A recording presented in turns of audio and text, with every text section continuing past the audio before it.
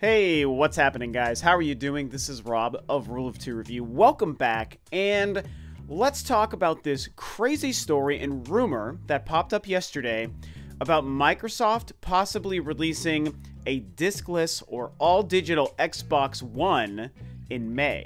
Yeah, so this is a crazy concept and a crazy story. Again, it's only a rumor. It's just another one of those reports that just kind of gets out there into the ethosphere and has a lot of people talking and a lot of people thinking. I have a lot of thoughts on this, actually. I think that this is a potentially huge idea, and there's a lot of implications behind the very concept of Microsoft releasing a new Xbox that's an Xbox One. It's actually an Xbox One S, so it's within the Xbox One family. To release a new console this late into the console's life, to make it diskless or all digital, of course, that's a huge factor here, and to do it at the time that it's doing it, at a time that I think most of us assume is probably near the end of the Xbox One's life, it's just crazy. And there are reasons why I think it could be a good idea and reasons why I would believe it. And there are reasons why I think it would be a bad idea and reasons why I maybe don't believe it. So I've had now an extra day to think about this. And of course, I tweeted about it yesterday, and I had some conversations with some people, and I heard some ideas from people as far as what they were tweeting back in response. All good conversation. And so I've now had some time to really kind of think about this idea. And I think that I realized at the end of the day, I'm not necessarily here to tell you that I believe it's going to happen or I believe it's not going to happen. I don't feel comfortable enough to say whether or not I believe in the rumor, so to speak.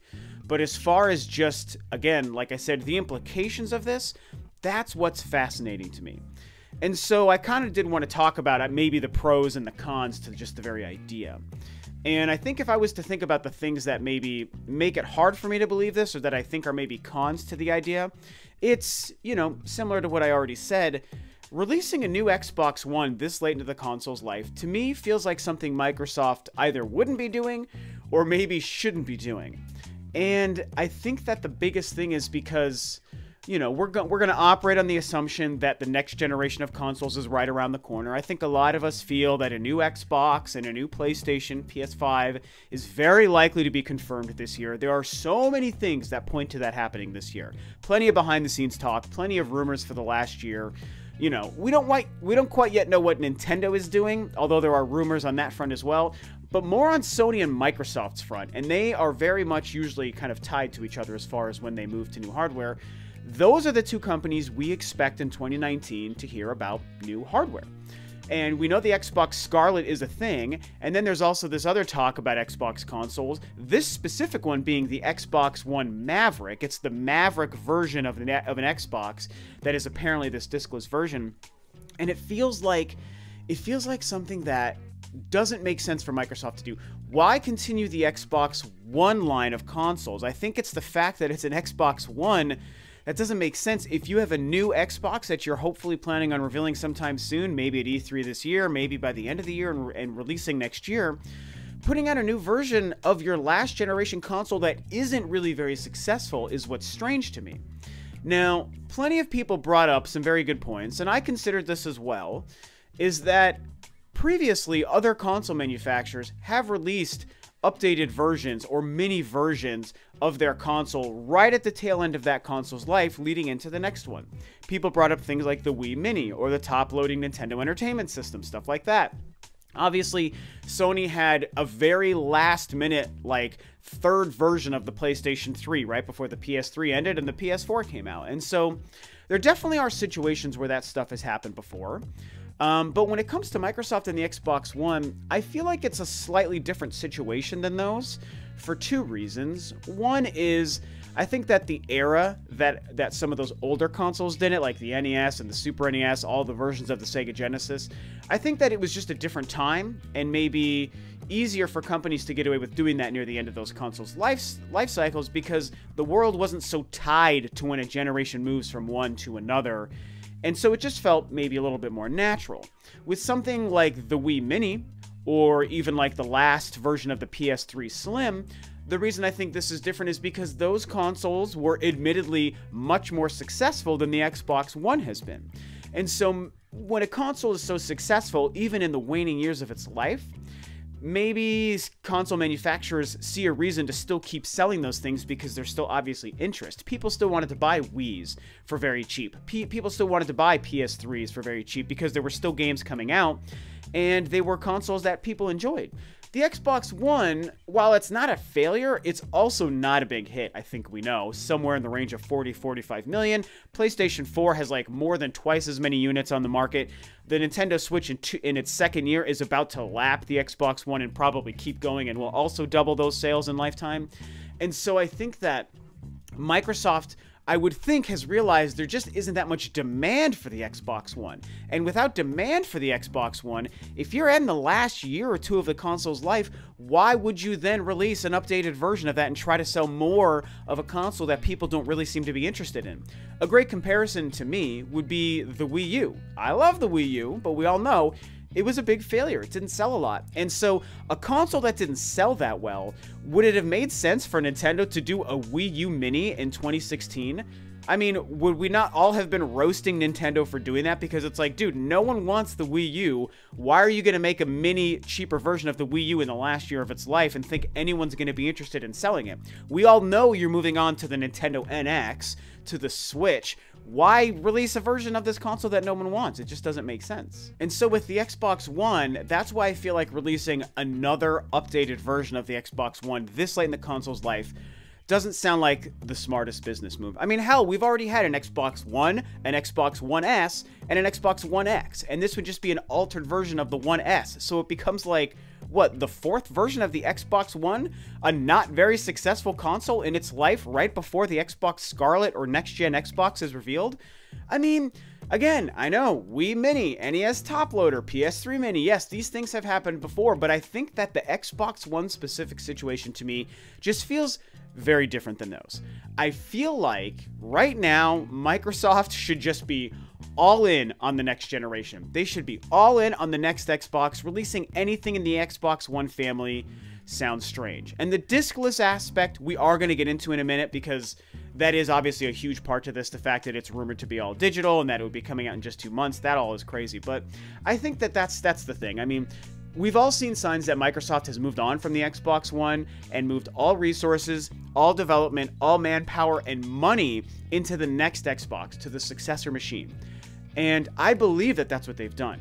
They've realized they need to, quote, abandon the Xbox One family. As great, as much as I love it and as great as it is, it's time to move on, and I think they've realized that. So think of the money and the marketing and the resources they'd have to do to develop not only everything they're doing internally for the next Xbox and all those teams that they purchased and all those games being made. Oh my God, so much to launch a new console, the marketing, the PR, R&D, oh my God. And then also, let's take some of that and make this version of our last-gen Xbox that no one really wants and no one's buying. Why would you take a huge chunk of that and focus on this here in 2019, right at the end of the console's life? Again, you know, maybe there is no Xbox Scarlet this year or next year, so maybe this does make sense because the next Xbox is years away. So perhaps we're wrong there.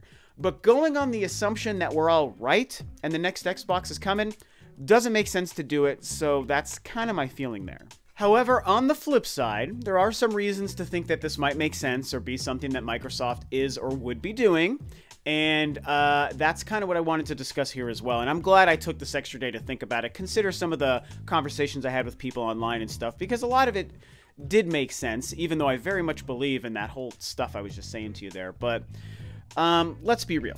If there's truth to this, they're releasing a discless version of the Xbox. It's going to be all digital, and that means a few things. One of the main things it means is it's probably going to be a lot cheaper. If you're removing all the internal components that actually runs and plays and spins discs and reads them with the laser and a disk drive and all that, obviously you're saving money on the cost. So this thing is probably going to be quite a bit cheaper. A lot of people talk about a $199 price point, $200.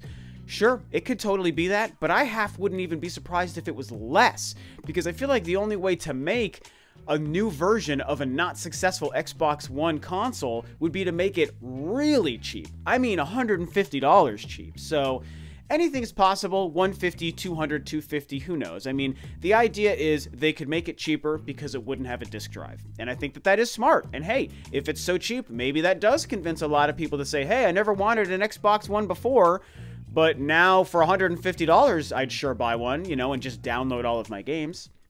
So that's something that definitely is working in its favor. And then, of course, there's everything we talked about here about the fact that, yes, there is precedence because other consoles have done it in the past. And I know I mentioned how I think this situation is different than those, but at the end of the day, I think it is still relevant and it is still worth considering that other manufacturers and consoles have done it before. So to me, that idea kind of plays into both sides of this. But if we move on from that, the other main thing, probably the biggest thing I think about and the biggest contributing factor to me possibly believing this, and it's that the all-digital Xbox One does give Microsoft a reason to do what we already know they're doing, and it's pushing Games Pass, pushing Xbox Live, their Project X Stream Cloud, Stream X, whatever that thing is called that I can't remember. Project X Cloud is what it's called. And basically all of these online digital features and platforms. Microsoft is clearly trying to take the Xbox brand and make it more than just a box and a machine that you hook up to your TV. They're trying to make it almost like a digital ecosystem, similar to like what Steam is. And so I feel like the one reason they would take their last-gen Xbox One and release this all-digital version right before they release the Xbox, or reveal the Xbox Scarlet and the next-gen stuff, is to try to convince more people to buy into their online digital-only platforms. For $150 or $200, you get this Xbox One machine and you're downloading everything. Suddenly you're realizing, man, $10 a month for Games Pass and I have all these games. Xbox Live is great. All my achievements, my party chat, my Project X Cloud streaming. All of a sudden, all my gaming is handled through this digital world and this digital ecosystem. This is great. And then what happens when they do release the next Xbox, whether it's this year, next year, or whatever? Well, if the next Xbox is planning on relying heavily on all of these same features, what happens is all these people that buy into this discless Xbox One have already bought into their ecosystem. It's the same thing Apple does with all of their products and their iTunes and their everything for their phones and their Macs and all that, is you become embedded into that ecosystem of this is how I buy my stuff, this is how I purchase my stuff, this is how I play my stuff, this is how I interact with my games or my apps or my services or my friends and my friends lists and all these digital ecosystem everything. That is what I think that they would be doing. Trying to convince people to just buy in right at the tail end of the Xbox One and the 8th gen life cycle. Buy into their digital platforms and their ecosystems and Xbox Live so that by the time they launch their next console, it makes that much more sense and it's that much easier for people with an Xbox One to just slide on into the Xbox Scarlet. It becomes like what we call in certain industries a sticky product. It keeps people stuck to the Xbox ecosystem so that it makes it more likely they would buy an Xbox Scarlet as opposed to a PlayStation 5. Do you know what I'm saying? Like, it keeps them invested in the Xbox family and in Microsoft.